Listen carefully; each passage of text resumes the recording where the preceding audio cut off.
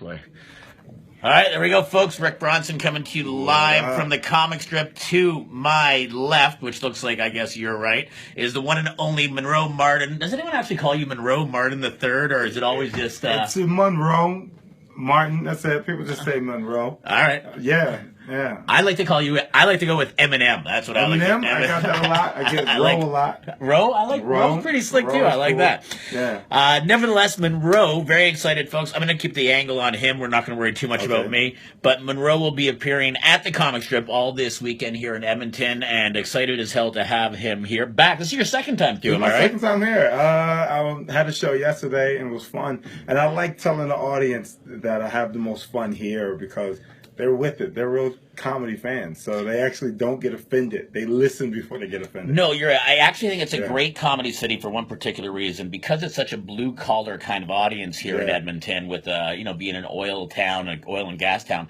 We really have they're not easily offended people, and because they're not easily offended, you can really get away with saying what you want to say, speak your mind, and people are not judgmental of your comedy because of that. So now people who work and who've been through stuff appreciate comedy more. People who have nothing to do, they're offended more about comedy because they're like, the world is great. But people who work, they know shit is fucked up. There you go. On his epitaph, folks, shit is fucked up. Eminem Rose says shit is fucked up. So now, granted, you have been here before. Granted, you've played our other clubs, House of Comedy in Minnesota, the House of Comedy in Arizona. As a matter of fact, that's where you and I first met, was at the House of Comedy AZ with my friend who I'm sure is watching, Sean Bluestein, who's probably out there. And I know Sean's probably going to be coming down here stalking you like you're his boyfriend or something. I have fun with Sean. Sean is cool. He was a good dude. But nevertheless, this is your first, I'm just making it official here, folks. This is Eminem's, Monroe Martin III's first Canada Day in Canada, I'm assuming. It is. I don't know what the hell to expect. I don't. I know it's your Independence Day. Here's what to expect. It's Independence Day without the $50 million fireworks show. It's about $9. All right. It's 3 firecrackers and an Asian kid tries not to lose his finger. That's pretty much what happens. I'd rather that. Do you at least barbecue? We barbecue? Absolutely, man. Okay. Why don't you come over for barbecue, actually? I will. Let someone say a lot of fireworks. I love your show. Hang on, Matthew Calder's at. Which show do you love, Matthew? We'll give that a thumbs up there, buddy. Which show are you a fan of? Because not only did you did a Artie show, didn't you? And I did a lot of stuff since I've. Well, let's break it down. So first of all, you started with Last Comic Standing, which was kind of your breakout. Adam Devine, House Party on Comedy Central. House Party, right, on Comedy Central. And then after that, actually, first it was Charlamagne and Friends. I used to write for that MTV show. Oh, I don't know if I knew that. I used to write before LCS? Before Last Comic Standing. I left Charlamagne and Friends to do Last Comic Standing. And then the Comedy Central thing happened at the same time. And then from Comedy Central, I did a lot of stuff in between it. The Guy Code, Joking Off, Big J Show, What's Your Fucking Deal, Aziz's show on Netflix, Master of None. Tonight Show. Did that get picked up as Aziz's show? It's the best show on Netflix. I really liked it a lot, man. I really do. Aziz is so out there on that show. I love it. I toured with him for a while, for a month straight when he was getting ready to do Oddball Festival. It was me and another Canadian comic named Phil Hanley. He brought me and Aziz. He brought me and Phil with him, and we just went on tour for a month straight. I've been working, man. I had a pilot with Comedy Central that they didn't pick up, but then that got me something with HBO. So I've been fucking just keep moving. No, you've been going hard, man. You've really done it right. A lot of guys, I'll say this, that have appeared, and I've had a lot of friends that have appeared on Last Comic Standing, and a lot of them have been very successful with how they've used that as a catalyst to really kickstart their career, or sometimes just not even kickstart, but reignite. Sometimes it's guys that had really, really prominent careers, but unfortunately, stand-up is a game of be seen, and if you're not getting seen, and if you just choose to get off the road and do less live dates to try to get more TV stuff, you often bite your hand to. I try to do a balance of both. Like when it's audition season, I don't leave. I'm like in New York all the time. I just get my money in the city and try to get on as much stuff as possible. Is New York home base for you now? Yeah. I've been in New York for 6 years. But Philly was home though originally, right? Philly is home. All right. But I don't go there that much. I thought it just meant you like to pee a lot. No. Big fan of the penis. That's why you got the pee. That's what that means. Give me that pee. No.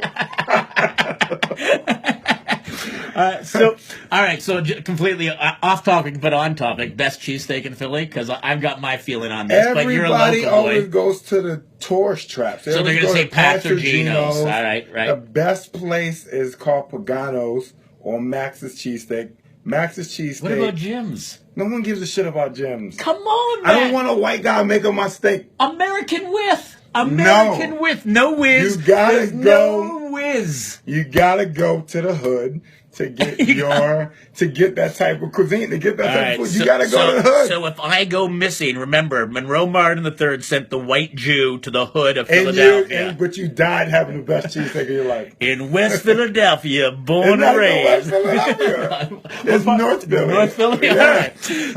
All right. So I'm a big fan of Jim's, and I'm an American with kind of guy. Now, for those of you that aren't cheesesteak fanatics out there, American with means typically it comes with cheese whiz, and when you say with, it means with onions. And they get really pissed off at you in Philly if you go to order your cheesesteak and they have no clue what the hell you're talking about. So you have to order it properly because the lineup is usually 100 deep. I haven't had a cheesesteak in a long time. Last time I talked to you, I haven't eaten meat since the last time. What's with you? Why are you standing? He walked here tonight from the condo post. Look at this shit. I didn't have this before. Huh? That's I'm trying to be healthy. Is that the P90X going on there? What is that? That's just me walking and stop eating bullshit. But why meat though? Like that, I get the not eating the carbs or low fat. All right, so the real story. How long do we have? We got some time. So the real story is, earlier last year I had a pregnancy scare with a girl that I really wasn't serious about. She was straight vegan, and she was busting my balls about if we have this baby, and the baby's going to be vegan. You're raising the baby vegan? Okay. And she was sending me video after video after video. And I finally sat down and watched one of these videos on a Sunday, which is my Game of Thrones or Walking Dead day. I sit there and I just eat whatever the fuck I want. And I'm watching this documentary about the stuff they put in the animals as I'm eating fried chicken wings. I'm like, I gotta be done with this. Like, they stick steroids and all that, and I'm just like, all right, at least let me cut it down to fish. And now I just eat nothing but fish. So now you're just eating fish? And are you still with the girl? Hell no. The moment you say false alarm, I'm getting the fuck out of there. You think I'm gonna stick with you after that? No. The only reason I hung out is to see how this situation played out. The moment you're like, hey, I'm not pregnant, I'm like, hey, see you later. All right, so for those of you that think this might be Tinder, swipe right if you'd like a date with Monroe Martin and don't worry about not getting knocked up. All right, so first Canada Day here. You're going to be celebrating the barbecue here. But aside from all the great TV stuff you've done, what drew you to stand-up comedy? Because let's be honest, I'll get a little dark for a second. You came from, like a lot of comics, from some hard background, some troubled youth, and you were part of like the foster child system, right? Foster care system. I went in my life has always been up and down and shitty. From as much as I can remember, I've been bouncing around as a kid because my mom and dad used to fight. My mom would like run away from my dad, and like we would live with like her friends in the projects or wherever, my grandmother's house. And then at 7, I went to foster care, which still continued like to bounce around. But that's just because I had like behavioral issues at one point where you just don't know why you're there. So you're kind of like flipping out because you got strangers telling you what to do. So I bounced around the foster care system, group homes and foster homes for about 14 years in between that. And then I started doing comedy at like 21, 22. So you started pretty young. So you were one of the, I wish I would have started younger. Well, yes, I mean, put it this way. And I know the few guys, I know there's the Chris Rocks who started at 15. I know Chappelle was at 15. I also started at 15. But if I look back at it, and thank God the video didn't exist the way it does now. Because I look back and I just think to myself, really? Did you need that many dick jokes in your show? I'd have to ask. Because you just don't know enough about life to be, I used to be prolific. Off stage Did you need it pretty hard when you started? Oh, my God. Hell yeah. So there was a comedy club, Laugh House, which I still love that comedy club. It's not open anymore. It's in Philadelphia. Was that your homeroom when you started? Okay. As a North Side club? Yeah, Was it an urban room or was it was? It marketed itself as an urban room, but they would bring Bill Burr there. It was a club. It was a really good club. It brought in good comics. It brought in good comics. But I don't feel like he did a good job of like tapping into the urban market. And if he's going to be an urban club, then book the best urban comics. I think at one point they were just getting whoever would agree to do a date. And I would start it there, and the host would put me up dead last, 30 people. I would be dead last, and I would go up there and just start doing what I thought was comedy, and he'll take me off stage in 30 seconds. I literally be like, yeah, man, your dick ever gets hard? He'd be like, all right, come on. They give you the light at 30? Not the light. He just came on stage and grabbed me off. I'm like, all right, well. For 2 months straight, this happened. 2 months straight. But he obviously saw something in you that he kept giving you the chance to get back up. He kept saying that. He kept going, you're better than that. You're better than that. You're better than that. And then I got kicked out of the club, where the owner of the club was like, don't come back. You can't come back here until you learn how to write a joke. Her name was Miss Mona. So every week I would come with my joke book. That's the name of a lady who owns a Miss Mona. That sounds like a madam's name. That sounds like someone who hooks you up. She didn't play around. Miss Mona did not play. She made me show her my joke book. And I didn't know what the fuck jokes were, so I'll just like write down my thoughts, and she would look at them and go, no, maybe, no. And just would point, and like that lasted for maybe like a month and a half, close to 2 months, before she let me back in. And then I started doing open mics again and started doing the guest spots and work myself up. So what was your first, do you remember your first paid gig and how much you got for it? My first paid gig was, I got paid way too much. First paid gig was $25 at a place in Delaware, and I went up there and did 10 minutes of garbage. 10 minutes of shit. But it's how you sell that garbage. Oh, you know that, God. Monroe. It was 10 minutes of horse shit. I think I had a joke about what if slave owners had a radio station and all that shit. People laugh, but I think they were laughing because they were being nice. One of our watchers here on Facebook, Mitch Cartwright, says persistent and awesome, and I'll agree with Mitch on that. Yeah. I mean, this is truly one of those industries, stand-up comedy, where persistence certainly pays off. And, that's all it is, and it really is. You can't be afraid to do what Monroe did, and that is eating it, literally falling on your face. Even now, you still eat it, even though I'm a headliner and now. Which I'm still uncomfortable calling myself because I'm like funny, but now I'm trying to get to this new level. Just call yourself the last guy who makes the most money. Yeah, thank you. But now I'm trying to really make a point on there. Like I'm like, all right, I'm funny. That was the easy part, getting to be funny. Now it's like, all right, what am I going to talk about? Now that they're listening for an hour, what the fuck am I going to talk about? So where do you pull your material from? I pull from life, the world, whatever interests me. I live with another comic, but she used to be a journalist, and she's like my goddamn Google. She just tells me everything. She just educates me all day. She just tells me different shit, and I'm like, holy shit. Like, she broke down the whole Brexit thing to me. So she's your premise administrator. Not even premise. She gets bored, and when we watch the news, she's like, this is why they're reacting like that. And I watch that, and I'm able to put that into my real life. And then Keith Robinson helped me out a lot. Keith, sure, yeah. Love Keith. Actually, he's my mentor. He tells me. We kind of talked about urban shows. I saw, and I mean, to me, these were just great comics. I don't look at it as an urban lineup, but I saw what I would say was the best urban lineup show I've ever seen. A couple of weeks back, I was at the First Avenue Theater in Minnesota, which is where Prince made famous, because that's where he recorded. Dave Chappelle was there, right? So Chappelle was there. So I went to go see Chappelle, who I met last summer at JFL, and really got along with him, liked him a lot. So I went to go see Chappelle, and I knew one of his opening acts was Donnell, who you know as well, Donnell Rawlings, and Donnell's a good buddy, and who's also, like you, plays all of our rooms.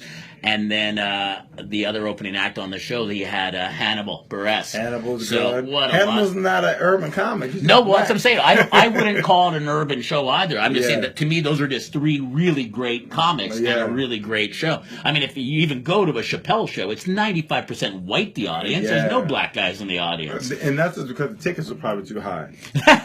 Black people love Chappelle. We love Chappelle. We love Chappelle at $5 a show. He's still the GOAT. He's still the greatest of all time. But also, white people will buy the shit out of him tickets. The moment that tweet goes out, black dude just getting off his 4th job, he's trying to go home. And a white guy sees that, I got those tickets. He got 4 for his friend already.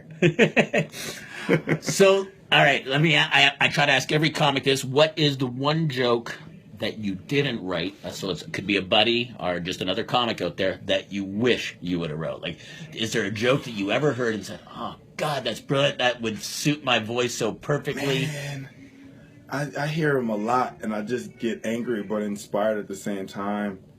Gerard Carmichael had a joke that was pretty fucking funny. He has a joke. He goes, my teacher told me when I was younger that the good guy young. He's like, well, I must have hung out with some awesome niggas. He's like, that was pretty funny. I was like, God damn it, I didn't see that turn coming. That shit was fucking hilarious. Oh, that's very funny. Keith Robinson had a funny joke. He's like, he goes, I get accused of dating white women. He goes, no, I don't date white women. I date black women. I rape white women.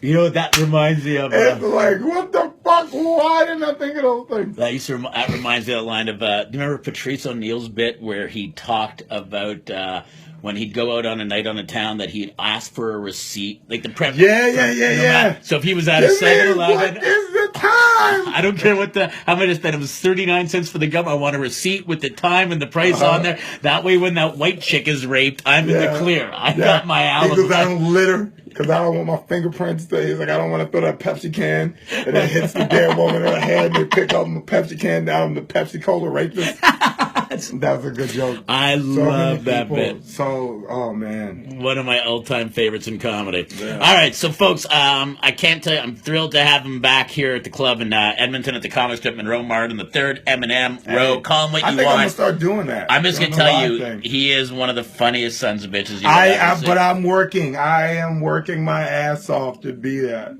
Yeah, no, you do that. You do put in the work. I put in the You're work. definitely not I'm going to phone it in kind of guy. What I like about it is you're at a point in your career now where you've had some pretty good success where people know who you are and know your name, but you're not in it long enough that you're jaded by the industry you still love what you do. You still love. I mean, if I remember correctly, we talked about this way back when. I mean, you gave up school because you knew this is what you wanted to do. And I'm not going to take that for granted. I realize that a lot of people don't luck out like I do. Like the fact that I stopped going to school, I moved to New York, and I just was like, fuck it, I'm going to do this. And I actually became successful at it. I'm like, I can't just get lazy and comfortable now. And I'm like, I got to keep fucking going. You know? And that he is, folks. So this weekend, join this man right here to my left, Monroe Martin. What's that? Yeah, what's that? I don't know. Someone made a little comment, like a comment. These are all people that are just saying a little, like, I love the shows. That's pretty cool. Yeah, no, so it's kind of like... Patrice was great. Yeah, Patrice was awesome, Eden. Absolutely. He was great. I was watching clips of him. I don't even watch his stand-up online. I watch his interviews. Oh, yeah. No, he did some great... Well, he also had, for a while, before it got popular, only because it was short-lived, because he was short-lived, sadly, an internet series. Yeah, and did some great stuff on there, man. Yeah, I like his stuff on comedy and race. Women, I feel like everybody has their own theory on how to deal with women, but I feel like... And if anyone has a theory, I'd love to hear it. What? How to deal with women, because I'm married now 22 years, and apparently one of them have been happy. You haven't escaped yet. Well, you know the old joke, right? Had I killed my wife when I met her, I'd be out of jail by now. You would. That's right. All right, folks, there's the man, Monroe Martin, at the comic strip, thecomicstrip.ca for tickets. He is here all this week. You would have heard him on K97 this morning, but unfortunately, Terry Evans took off on the radio station vacation for the long weekend. But what better way to celebrate Canada Day than this with this man right here? Hey. Monroe, thanks, buddy. I'm glad to have you back, buddy. Thank you, really sir. happy to have you here, pal. Look at that. Black and white. Ebony and Ivory. Signing off.